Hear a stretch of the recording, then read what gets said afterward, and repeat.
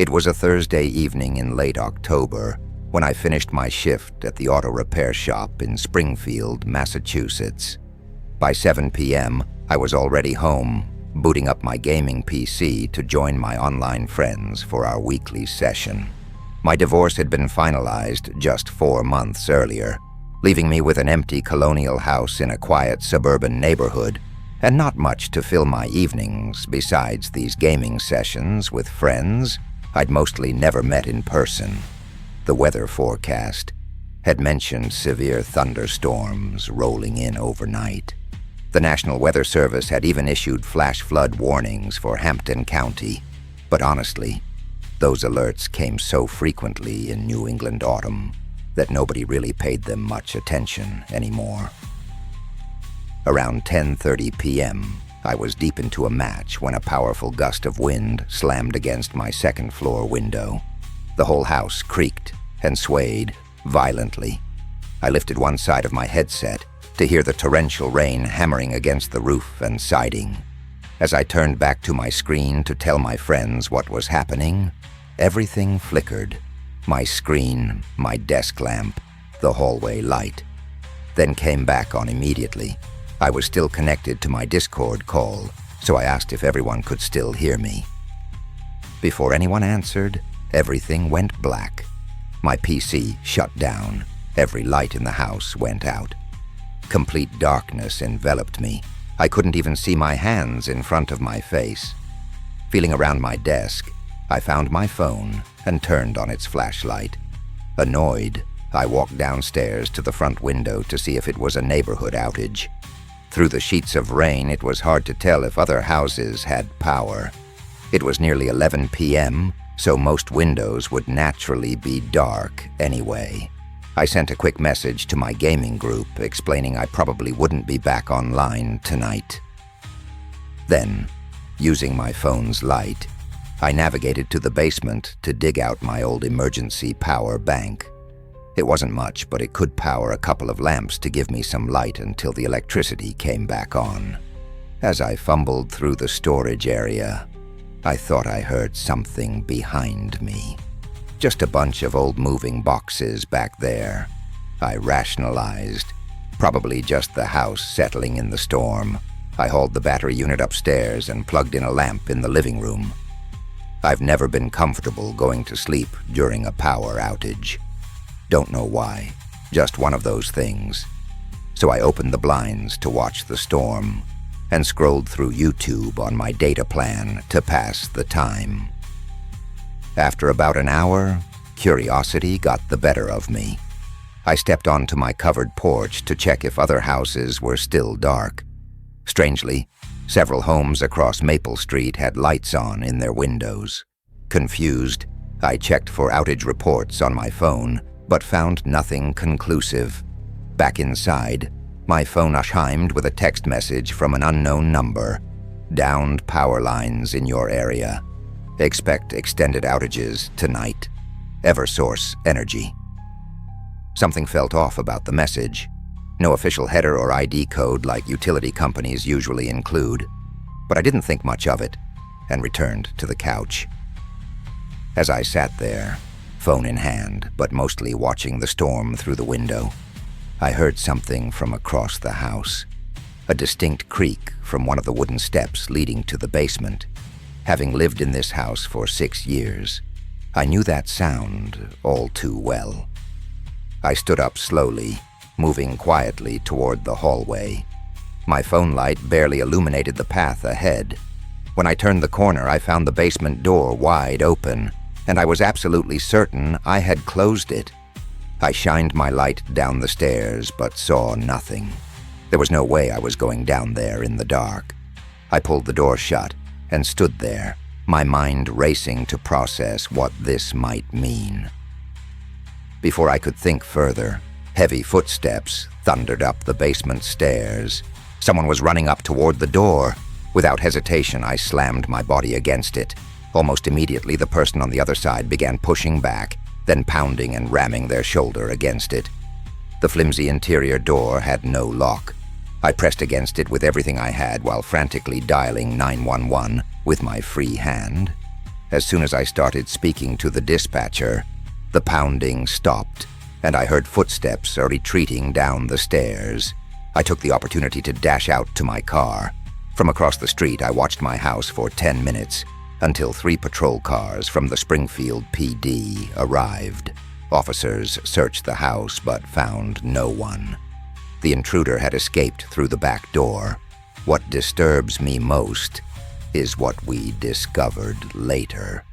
The text about the power outage was fake, sent from a personal phone. Whoever broke in knew enough about me to have my phone number. They weren't targeting a random house. The police believe they texted me after hearing me check outside, knowing I might get suspicious and check the breaker box in the basement otherwise. There was no actual outage. They had manually shut off my power from the exterior panel. The investigation stalled there. No new information about who it was or what they wanted has emerged. Every stormy night, I wonder if they're watching, waiting for another opportunity to return. Have you ever felt that sensation of being watched in your own home? That feeling that someone knows your routines better than they should? Drop a comment below with your own unexplained home invasion stories. If you enjoyed this tale from the shadows, please hit that like button and subscribe to Dark Tales Vault. Your support would mean everything as I work toward my first 100 subscribers. Every like and subscription helps bring more of these true nightmare scenarios to light. Thank you for watching, and remember, always check who's texting you during a storm.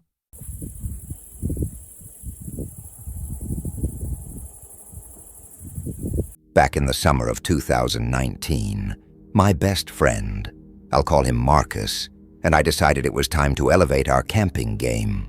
We'd done several weekend trips before, but always at established campgrounds with bathrooms, fire pits, and plenty of other campers nearby. We were still novices at outdoor recreation, but we felt ready for something more authentic and secluded. Both of us wanted to experience real wilderness camping. You know, somewhere with an actual view, deep in the forest, away from cell service and civilization. After researching online, we found a spot in the Ozarks National Forest in Arkansas, about 4 hours from our home in Memphis, Tennessee. It was a 3-mile hike into the woods, and the handful of photos from previous adventurers showed breathtaking views over dense, rolling forests. Best of all, it seemed rarely visited. We packed for a 3-day excursion and drove down on a Tuesday morning in late June. The final stretch of our journey led us down a narrow, unmaintained Forest Service road that ended at a small dirt clearing. No other vehicles were parked there, which was exactly what we'd hoped for. The trailhead looked like it had once been an official path, but years of neglect had left it partially overgrown and eroded in spots. Parts of it were almost completely reclaimed by nature, but we could still follow where others had walked before. As we hiked deeper into the forest, the path narrowed further, and the trees grew more dense around us. By mid-afternoon, we reached our destination, a small grassy clearing atop a modest hill with a stunning overlook of the forest canopy below. The site was clearly abandoned, with no signs that anyone had camped there recently. Exactly the isolated wilderness experience we'd been searching for. We set up our tents and unpacked our gear. Marcus was taking longer with his setup, so I wandered over to the overlook to appreciate the vista.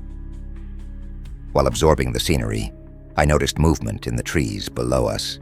Through the thick branches and leaves, I caught glimpses of a group of people walking, maybe 4 or 5 individuals moving through the forest below. I was genuinely surprised to see others this far out, especially not on the established campsite. From my vantage point, I could only make out their silhouettes moving between the trees, so I couldn't tell if they were hikers, hunters, or other campers. I called Marcus over to see, but by the time he joined me, they had disappeared into the dense forest. The rest of the afternoon passed uneventfully, As sunset approached, we built a small campfire and sat around it, talking about our lives back in Memphis and enjoying the profound quiet of the wilderness. The first couple hours of darkness were peaceful, just the sound of our voices and the crackling fire between us. Then we heard something else. It was faint at first, but unmistakable. Multiple voices talking back and forth. We couldn't understand what they were saying, or even determine if they were speaking English. The sounds came from deep in the trees, the same direction where I'd spotted the figures earlier. Marcus and I fell silent, just listening. The voices maintained their position, not seeming to move closer or farther away. Then, without warning, they stopped abruptly, not fading out or walking away. Just sudden silence. The minute that followed was intensely unnerving. We strained to hear any movement in the darkness beyond our campfire's light. Then came footsteps, just one set, walking directly toward us. A moment later, a man emerged from the darkness into our firelight. He wore a distinctive blue trucker cap and had shoulder-length wavy brown hair. His smile seemed too wide as he approached us. "Either of you fellas know where the trail is around here? I've been wandering for a while," he asked casually. "Yeah," I replied, pointing toward the path we'd taken. When he didn't immediately respond or leave, I asked if the others we heard in the forest were with him. His smile faltered momentarily before returning even wider than before. He glanced back in the direction I was indicating. "I didn't know there were others out here. I've been hiking alone. Would have asked them for directions if I'd seen them," he said. This struck me as bizarre. He had come from exactly the same area where we'd just heard multiple voices conversing. There was no way he hadn't noticed them, or more likely been part of their group. I just said, "Okay," and he smiled again before heading down the trail. As soon as he was out of earshot, Marcus and I exchanged looks of disbelief. There was no question he was lying, but why? Why conceal the presence of others in the forest? What reason could he possibly have for that deception? We discussed these questions around the campfire for about half an hour, trying to rationalize what was happening, if anything was happening at all. The entire time, the sensation of being watched intensified. I kept turning around, scanning the tree line and trail, unable to shake the feeling that something was very wrong. Should we just leave? Marcus finally suggested, his voice trembling slightly. After brief consideration, I agreed. We started packing our essentials, the eerie feeling growing stronger by the minute. Just as we shouldered our backpacks and extinguished the campfire, a single footstep crunched in the leaves behind me. We both whipped around to face the sound. Without the fire, the clearing was pitch black. After a moment of frozen terror, my shaking hand reached into my backpack's side pocket for my flashlight. I pointed it into the darkness and clicked it on. Standing barely 15 feet away was the same man with the blue trucker cap. He was already facing us, staring intently with a blank expression. As the light illuminated his features, that unnatural wide smile spread across his face again. Panicking, I switched off the light, and both of us sprinted toward the trail. Behind us, multiple sets of footsteps gave chase, some even crashing through the underbrush on either side of the path. We could hear them pursuing us for what felt like forever, before they gradually faded away.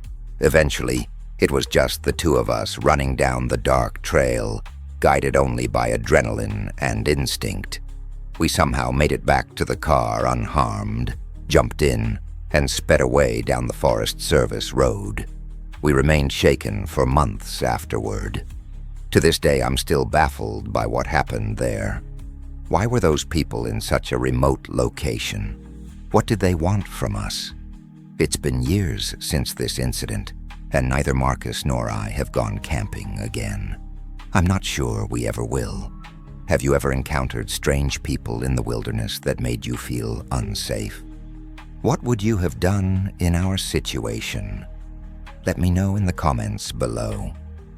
I'd love to hear if anyone else has experienced something similar in the Ozarks.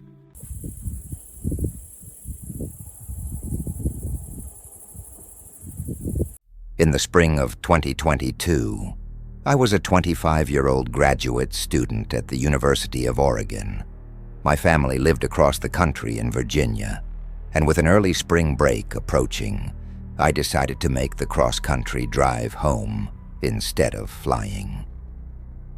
Something about the open road has always appealed to me more than being packed into a plane. I set out on a Monday morning, earlier than planned, and made excellent progress. The goal was to cover as much ground as possible each day, stopping only for food, gas, and overnight rest. I hadn't mapped out specific stopping points, just a general idea of how far I wanted to get each day. After driving for nearly 11 hours straight through Idaho and into Wyoming, I decided I'd done enough for one day. It was around 9 p.m. when I pulled into a Sinclair gas station in the middle of nowhere to fill up and find a nearby place to stay. The GPS on my phone showed a small motel about 15 minutes away, down a county road behind the gas station, away from the interstate. This road was poorly lit, with ancient streetlights casting weak yellow pools at irregular intervals. No other cars traveled in either direction as I drove along, passing through what could barely be called a town, Valley Junction, population 472, according to the weathered sign. At the far end of the main street stood the motel, a two-story building that looked like it hadn't been renovated since the 1970s. I parked in the completely empty lot. I grabbed my overnight bag and headed inside. The lobby was dim, strangely dim, like someone had deliberately removed half the bulbs from their fixtures. No one was at the front desk. As I stood waiting, I looked around at the dated decor and noticed how unnaturally quiet the place was. No TV playing in the lobby, no sounds of other guests, nothing but complete silence. After what felt like several minutes, a woman emerged from a back hallway, visibly startled to see someone standing there. She quickly composed herself and stepped behind the counter, greeting me with a practiced smile that didn't reach her eyes. She checked me in efficiently and gave me a room at the very end of the first-floor hallway. I unlocked the door to my room, stepped inside, but didn't bother unpacking. The room was small and basic, exactly what you'd expect from a $59 per night roadside motel. I settled on the worn love seat, scrolled through social media on my phone, and must have dozed off without realizing it. I woke with a jolt to someone pounding forcefully on my door. Disoriented, I sat up quickly and glanced at the digital clock on the nightstand, 12:17 a.m. The knocking was loud and insistent. Concerned, I approached the door and opened it, expecting to see the desk clerk with some urgent message. Nobody was there. I stepped halfway into the hallway, looking in both directions. The corridor was empty and silent. I waited for nearly a minute, expecting someone to reappear, but nothing happened. Everything about this felt wrong, but I convinced myself that perhaps the knocking had been at another door, though I hadn't heard any other doors opening or closing. Back inside, I tried to relax, then took a quick shower and prepared for bed. I set my alarm for 7 a.m., planning another long day of driving. Despite my exhaustion, sleep came uneasily in the unfamiliar room. Sometime later, I jerked awake again to more banging on my door. The room was pitch dark, except for the red glow of the clock, 3:42 a.m. Heart racing, I hurried to the door and yanked it open, determined to catch whoever was doing this. Again, the hallway was empty. Now genuinely unsettled, I decided to speak with the front desk. I walked down the poorly lit hallway to the lobby, where the same woman sat behind the counter, looking exactly as she had hours earlier. "Someone's been knocking on my door," I explained. "Twice now. Did you see anyone out here?" The woman's expression shifted from polite interest to genuine confusion. When she realized I wasn't joking, she said something that sent chills down my spine. "Sir, you're the only guest staying here tonight." I forced a smile and nodded, then made my way back to my room, the implications of her statements slowly sinking in. Was I imagining things? Was someone playing an elaborate prank? Back in my room, I double-checked all the locks before lying down again, staring at the ceiling in absolute darkness. After a few minutes, I reached for my phone on the nightstand, thinking I'd distract myself with some videos until morning. As my screen illuminated, the faint light spread across the room, just enough to reveal a figure standing motionless in the far corner by the bathroom door. I leapt from the bed and backed toward the door, my heart hammering so hard I could feel it in my throat. The figure remained still, watching me from the shadows. With trembling hands, I fumbled with the locks, hearing footsteps suddenly rushing toward me as I finally pulled the door open. I sprinted down the hallway to the lobby. The desk clerk jumped at my panicked entrance, but her eyes quickly widened as she looked past me. A man was running after me, only seconds behind. She immediately reached for the phone to call 911. But as soon as the man entered the lobby, he changed direction and bolted out the front door. He didn't get into a vehicle. He simply ran off into the darkness. The police response was surprisingly quick for such a remote location. The officer's investigation revealed that the man had apparently slipped into my room while I was speaking with the front desk about the knocking. The motel only had 2 functioning security cameras, one in the lobby and one at the main entrance, so footage was limited. I gathered my belongings and left immediately, driving through the night despite my exhaustion. To this day, I have no idea what that man wanted from me, or why he targeted me specifically. Was he watching me from the moment I pulled into town? Had he been planning this all evening, using the knocking to manipulate my movements? Whenever I travel now, I only stay at major hotel chains in populated areas, and I always use the additional security latch. Some threats you can prepare for, but how do you defend against someone who's already inside when you return? What would you have done in this situation? Would you have investigated the knocking or barricaded yourself in the room? Share your thoughts in the comments below. I'm curious how others would handle such a terrifying experience.